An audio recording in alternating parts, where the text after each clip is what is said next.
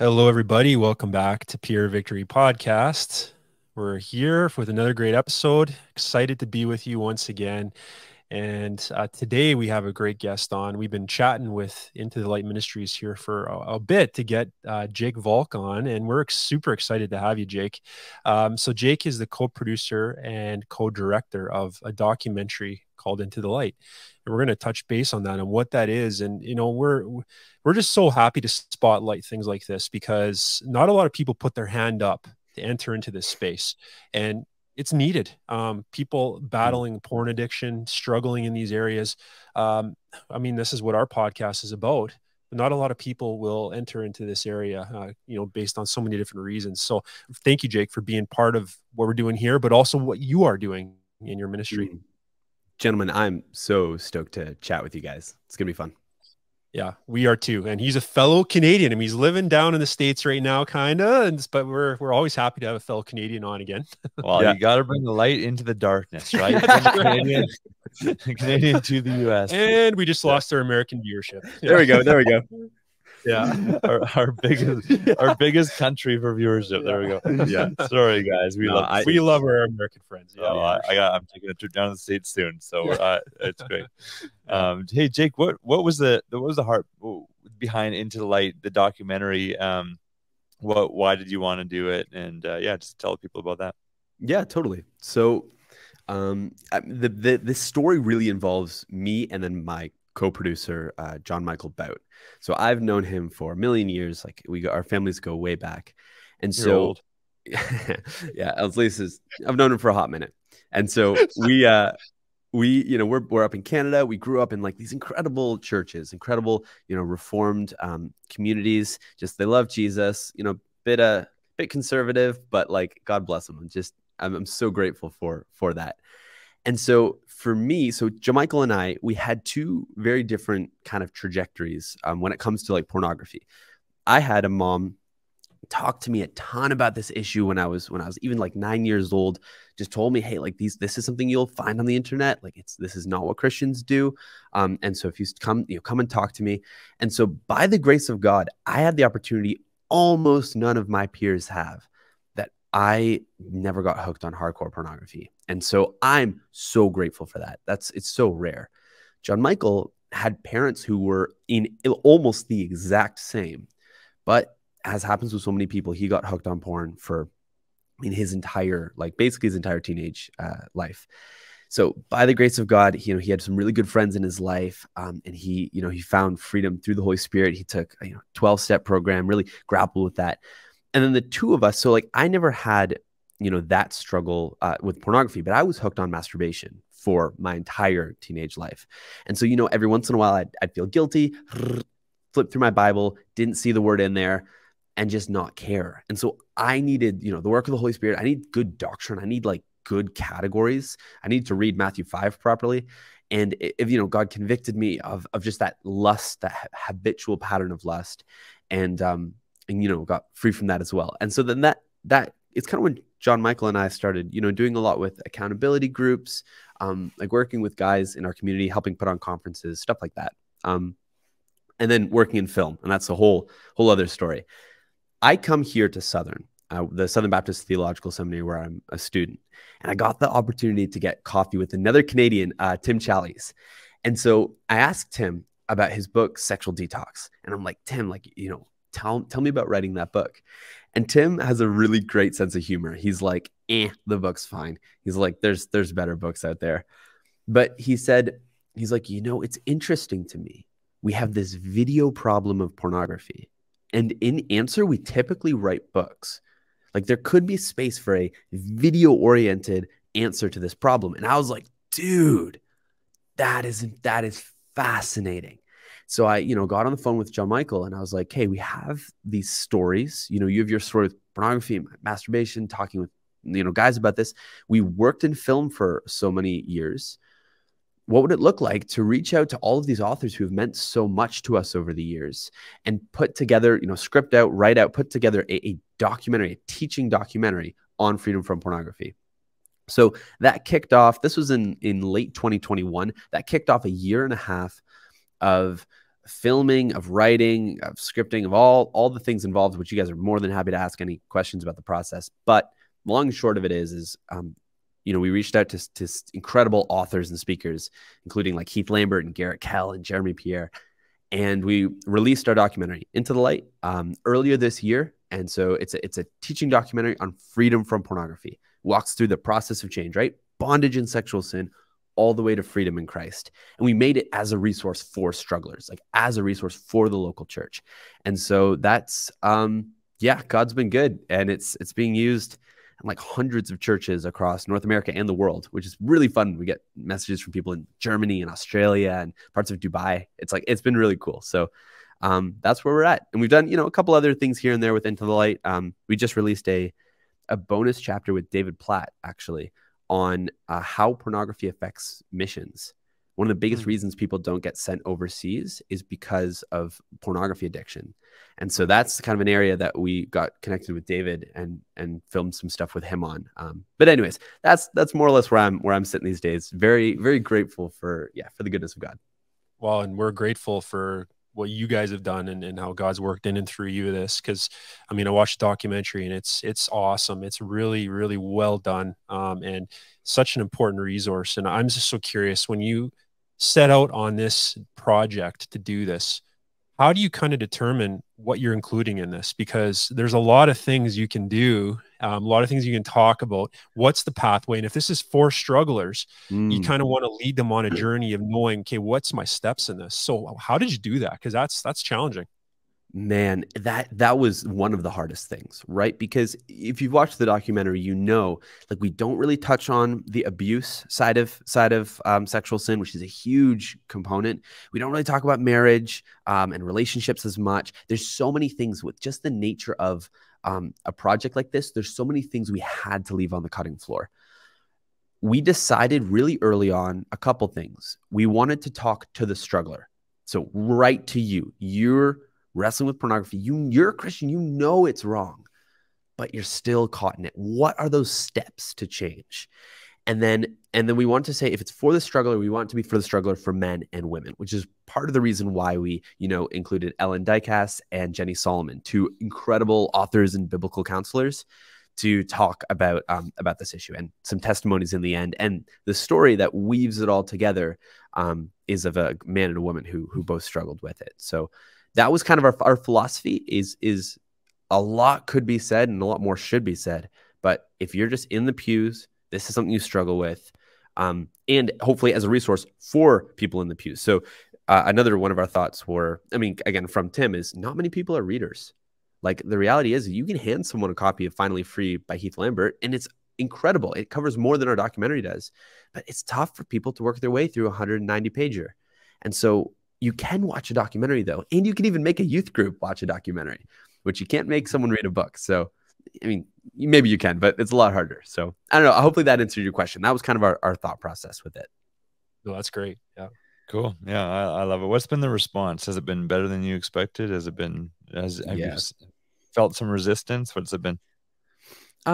Resistance, only spiritual warfare. Just, again, it's hard. Like, what's just a bad night's sleep? What's the attack of the devil? What's both? Yeah. But that's been much more difficult. The thing is, with this topic, very few people, and some, but very few people are willing to be like, why are you talking about pornography? It's bad. It's in the church. This is easy. This is in-house. Pornography is wrong. We all know it.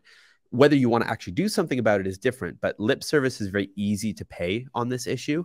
So we've gotten an incredible feedback. One of the things that's been so cool for me is hearing the story. So one particular story, a guy from my seminary, he had to leave seminary for personal reasons, but what he did is he hosted a showing at his church, and it was the smallest showing, a dozen or so guys came out. And then he goes into the small groups afterwards, break up into small groups and to talk. And one young guy just broke down crying and said, "Hey, I'm hooked on porn. I need help." And so that young guy left with another older guy to kind of continue accountability, to kind of help. And come to find out later, that young man came to the showing fully intending not to tell anyone. And the Holy Spirit like worked conviction in his life. And we've gotten stories like that over and over again of people, you know, who were exactly who we were making this for the person who like, they know it's wrong, just don't want to talk to people about it, and who start getting those like steps to freedom. So, I mean, I could go on for about an hour telling some of the stories we've got back, but that's kind of been the type of conversation we've had. Oh, powerful. So powerful. And that's, you know, one of the things that you were talking about, and I'd love to ask a further question on this, is your inclusion more of having men and women in this. And often, I mean, when we think of resources about porn, I've heard this, and Cline, you've heard this a lot too. What's a men's issue? This is something for men, groups for men, book about for men, go down the list, right? So just explain to me why it was so important to include men and women. I mean, we know in our mind why this is, but not everybody knows your process in this too. So just tell us what's going on there. Yeah, totally. And one of the things that I've learned is to have a bit of sympathy for that, because like, you know, 10 years ago, 20 years ago, when some of these books were written, and no one knew what they were working with. It was just like, it was even more taboo than it is now. So they wrote for what they knew, right? Just write a book for guys. We felt that where we're at now in the conversation with the church, the way I've thought about it, you do a disservice to women. It's not just passive. So when you're on the pulpit and you say, the men who watch those things online, we know what's going on. Right. What you're saying to women is, you probably don't struggle with it.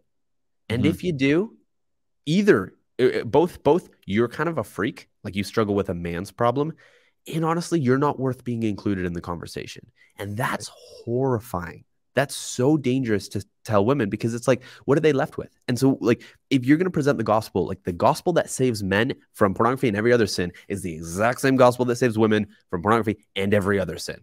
And so it's like, there's just nothing to be gained from just, you know, like if we're going to have a sociologist conversation or a psychologist or biblical counseling or all that about the differences between men and women and how they struggle with sin and like romance novels versus pornography, visual, like you can have that conversation. It's beneficial. But on the whole, men and women struggle with sexual sin. And honestly, the steps to freedom are the exact same no matter what. So we were just really convicted. And that conviction was just when we got the chance to talk to some, because we got a lot of advice on this documentary, talking to, you know, women who are biblical counselors, who are speakers, authors, they were just resounding on this point. They're just like, don't even waver. Women struggle with pornography too. You don't even need to nuance it. And so we're like, cool, then let's do the best we can on that count. Yeah. Yeah. 100%. You've talked a couple times about the steps to freedom. What are the steps to freedom that are highlighted in Light? What's the focus? So I'd say the steps to freedom might be, like for an individual, might be slightly different than the process we took in the documentary. And I can talk about both. What we did with the documentary was there's kind of a conceptual steps that need to take place. So in chapter 1, we have Jeremy Pierre, and he talks about like the problem, like sin. So like know your enemy, know what you're dealing with. So like, let's talk about sin, talk about the work of the devil, like the distortion. And then Jenny Solomon talks about, okay, what did God design marriage for, sexuality for? Let's talk about the good. You need to know the good in order to really have that foundation to go the rest of the route. Then Heath Lambert talks about your heart, like your temptations, your heart posture, like why do you crave this? Like, and that's a really helpful thing because it's hard to know, like, what does your heart want? So he helps unpack that a little bit. That's like a counseling chapter. And then chapter 4 is, all right, now boots on the ground, what, like cutting off access, like what are strategies you can take once you understand how your heart operates? What are some practical ways you can then follow through with that?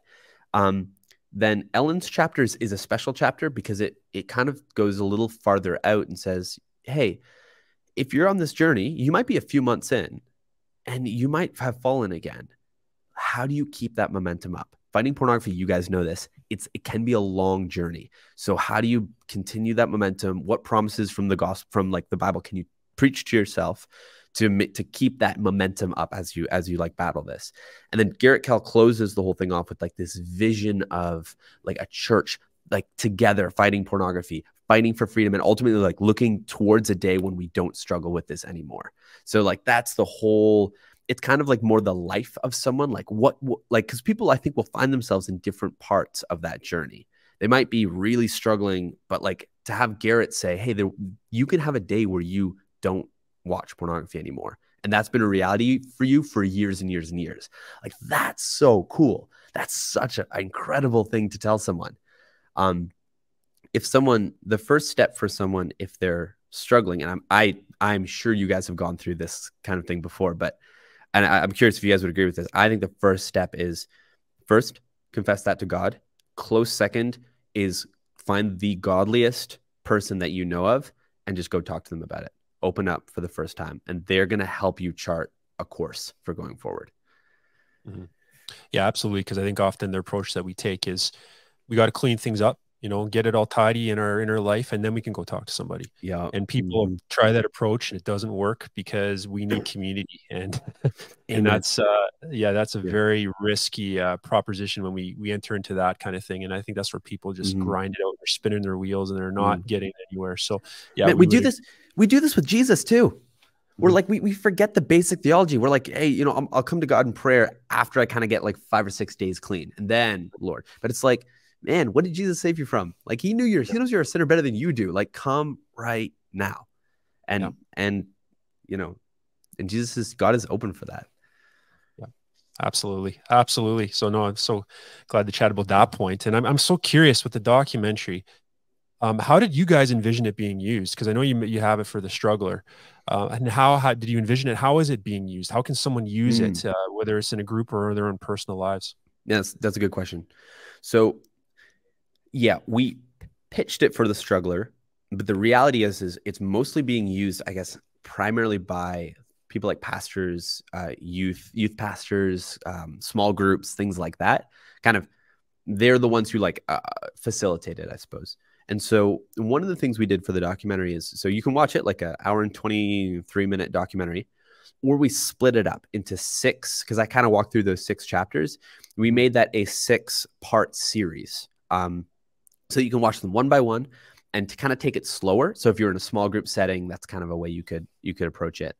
And then we created a leader's guide that goes with it. So every chapter has a leader's guide and discussion questions to kind of really flesh out that particular chapter. And so the way we've seen it a lot is we can see some of the statistics and people who use different things. A lot of small groups. So someone will just be at a church and they'll say, "Hey guys, let's work through this over the next 6 weeks," and then they'll download our leader's guide and kind of use it like that. I think if you're a youth pastor and you want to put on a documentary showing, I think it can be a really great way to open up the conversation.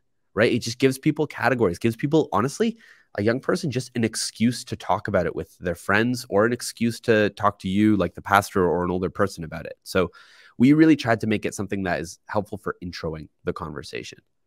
I love it.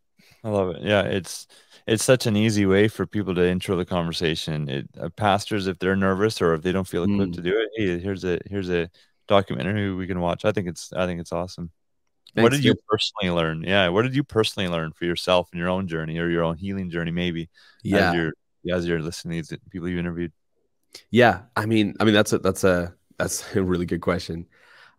So one of our commitments was really, maybe commitments, kind of personal commitments, was to just read everything we could possibly get our hands on during the process. So thankfully, and you would hope this, there was nothing that particularly blew our minds when we were interviewing them. And if there had been, it means we probably weren't the right people to put this together. But I think it was the women, like the thing with just talking to women biblical counselors and getting their perspective on it was really helpful for me, because I think it just taught me more about like how sneaky the devil can be sometimes, and like just siloing an entire area of a conversation to one gender. Like, oh, that's insidious, because you feel like you're doing the right thing. And it just made me open my eyes and be like, what other areas am I just not careful? I just have these assumptions about sin that or even for myself, that I'm just like, oh, I'm safely in the Christian bubble.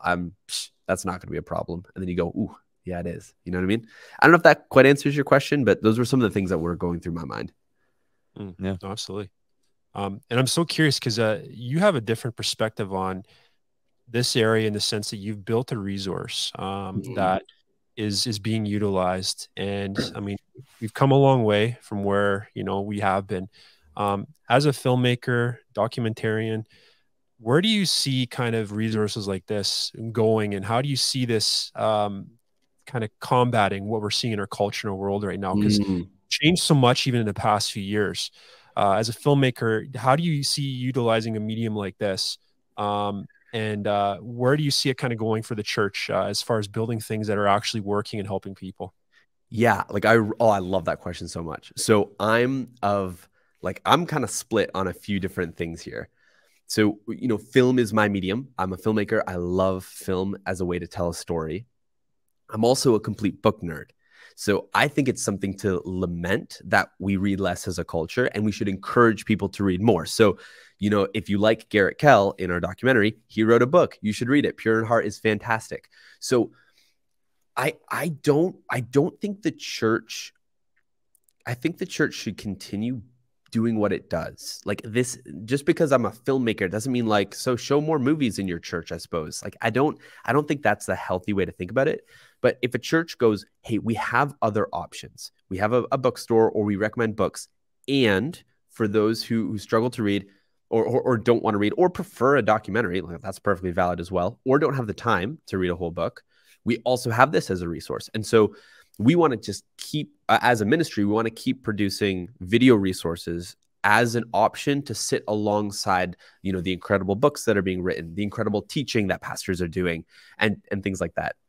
And then when it comes to, so one of the things that we have found really surprisingly helpful is social media. We're all on it anyways.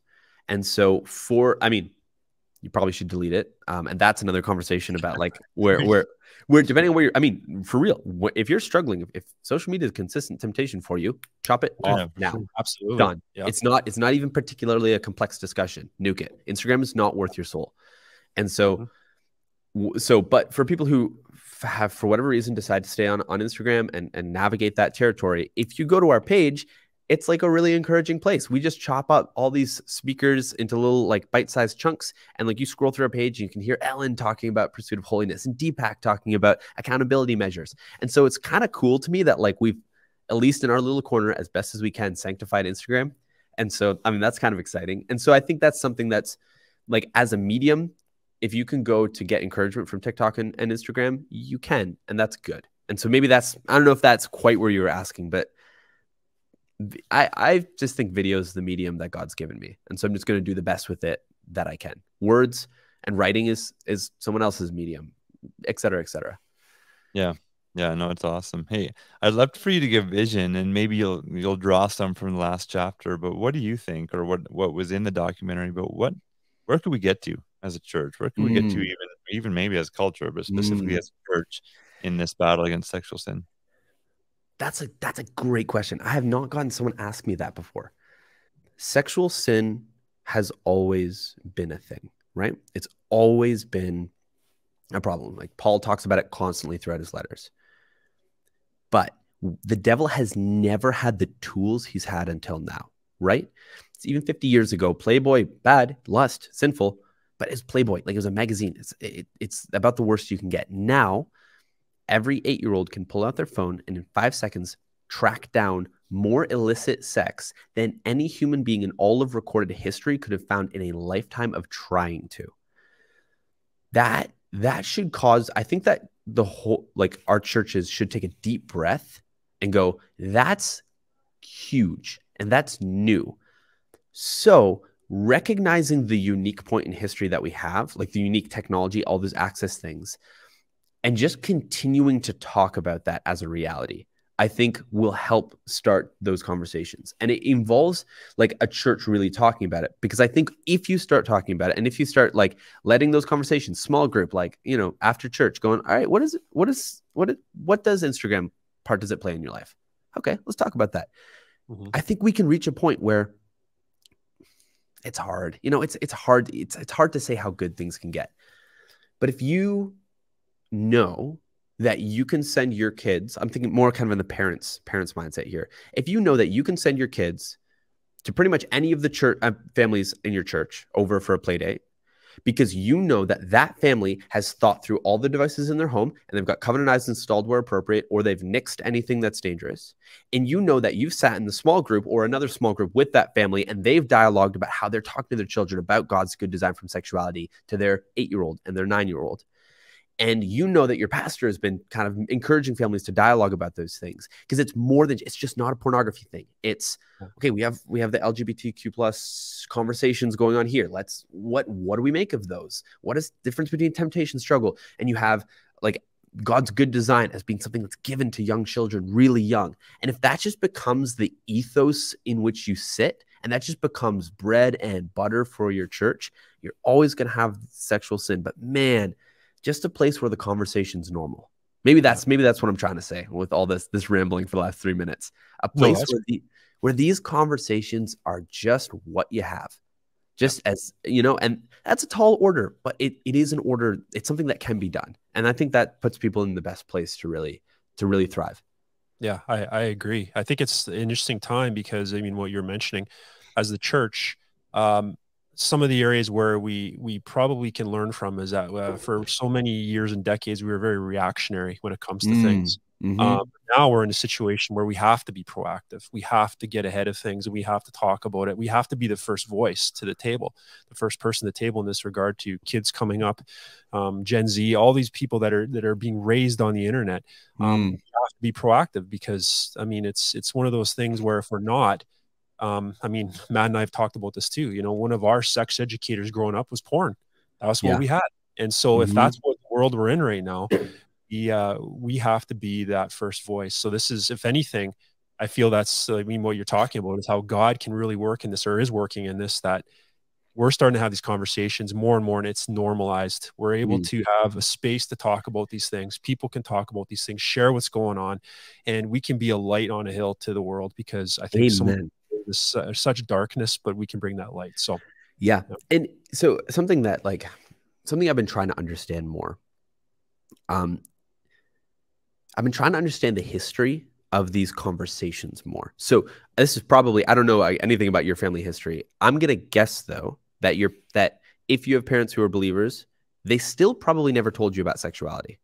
They probably never told you, they might not have even told you the birds and the bees. Right. Like, and I don't say that to disparage your parents in any way, because that's normal for my generation-ish, and certainly the generation above me. Parents just never told them.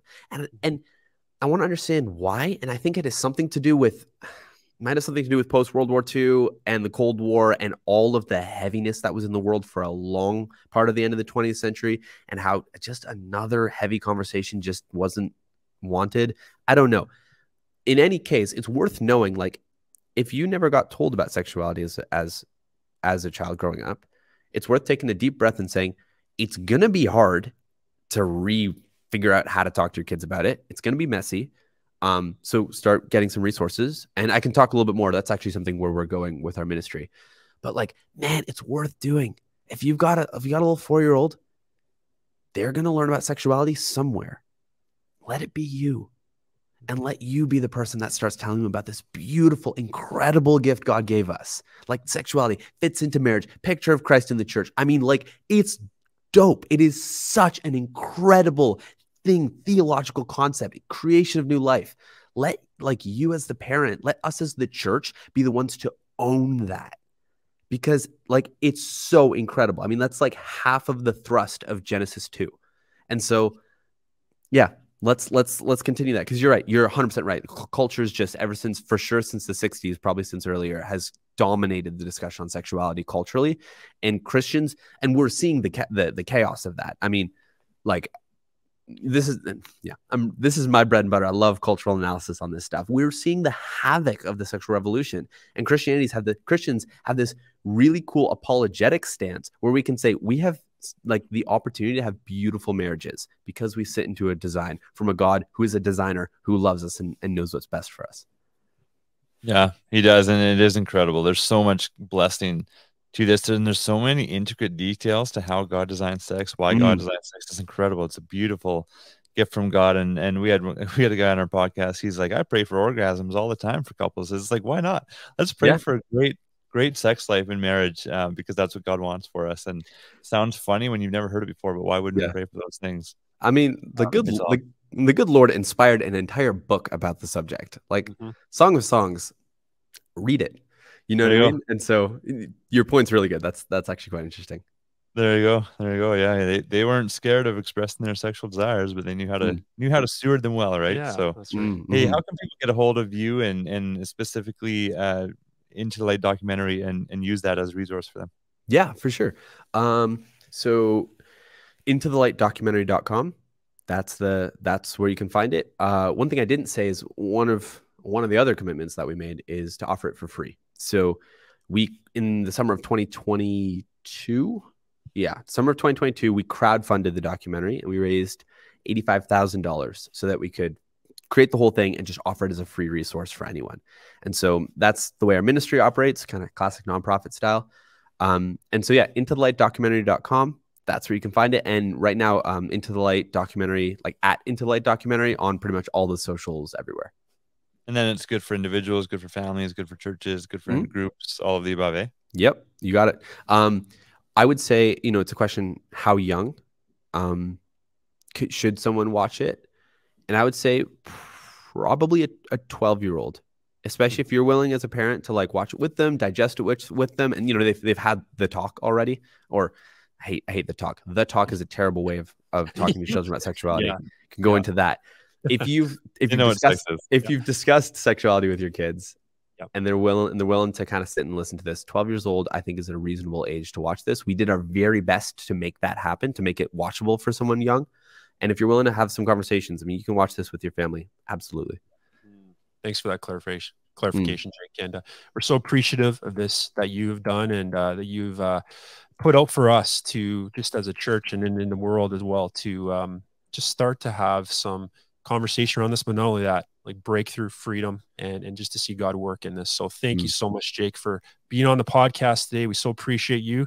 And we will put that in the show notes. Anybody out there wants to get the documentary, we'll make it available to you, put it in our show notes. So please check it out. Use it in a small group, personally, in your family, however you can, and just pass this on, because it's a great resource. Man, I appreciate that. And thank you guys too for like facilitating this kind of conversation and asking good questions. I just really, I've really enjoyed this conversation. So, props to you guys. No problem, Jake. We appreciate you. And for everybody out there listening, we appreciate you too. Thanks for taking part in this podcast with us. Spread the word, get the word out there, pass it on to a friend. That's really why we do what we do, is we want to get the word out there to help as many people as we can. So thanks to all you out there listening. Thanks, Jake. And we'll check in with you guys next week.